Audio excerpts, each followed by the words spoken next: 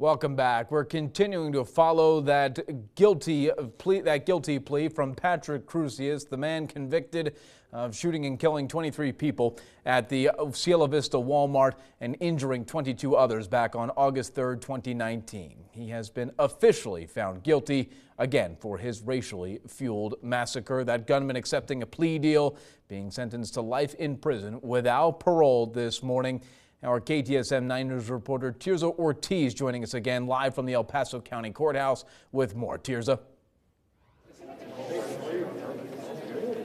Ian, a busy day here at the El Paso County Courthouse, what has been marked as the beginning of the end for the state's long-delayed case against Walmart shooter Patrick Crusius, the killer, in court today in front of victims and family members.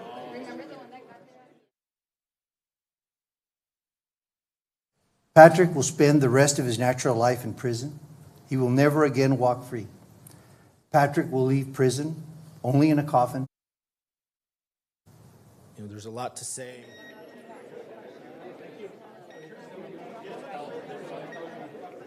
The plea deal was in lieu of the state pursuing the death penalty. Now, in return, Crusius pled guilty to a charge of capital murder against multiple people.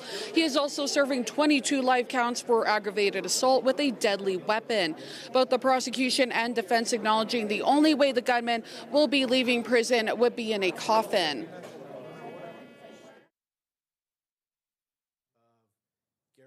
Alexander Hoffman for the gross and abominable misconduct by one of my predecessors and acting as representatives of the state of Texas, and their manipulation and terrorizing. The testimony you're about to give in these proceedings shall be the truth, the whole truth, and nothing but the truth, so help you God. Yes, Your Honor. Texas, I have signatures. Now, what you just heard was partly District Attorney James Montoya speaking during and after the sentencing, calling the actions of previous DA Yvonne Rosales revolting.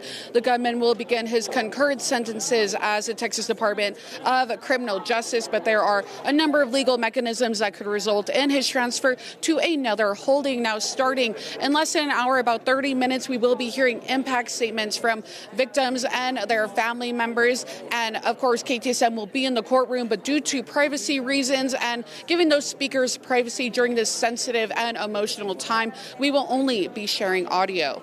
For now, at the El Paso County Courthouse, Tirza Ortiz, KTSM, back to you.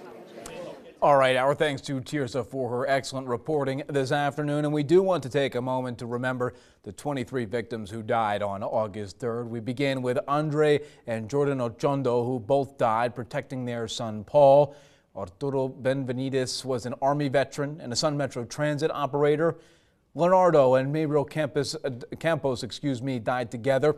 They had been married 16 years. Maria and Raul Flores were also killed. They were married 60 years. They had three children and 11 grandchildren.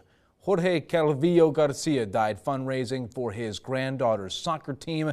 Adolfo Cerros Hernandez and his wife Sarah Esther Regaldo Moriel are survived by their three daughters and 4 grandchildren. Alexander Gerhard Hoffman, a German native who lived in Juarez. David Johnson was shopping for school supplies with his wife and granddaughter. His last words were directing them to safety. They both survived. Luis Alfonso Juarez was the oldest victim. He was 90 years old. Maria Legareta Roth lived in Chihuahua. Elsa Mendoza Marquez was a special education teacher in Juarez.